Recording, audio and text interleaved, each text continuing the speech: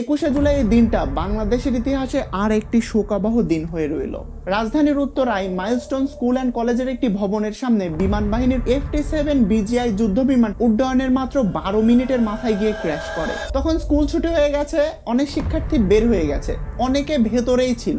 বিমানটি বিধ্বস্ত হওয়ার সাথে সাথে সেখানে আগুন ধরে যায়, সাথে সাথে সেখানে অনেক স্টুডেন্ট আগুনে ঝলসে যায়, যাদের অধিকাংশই শিশু।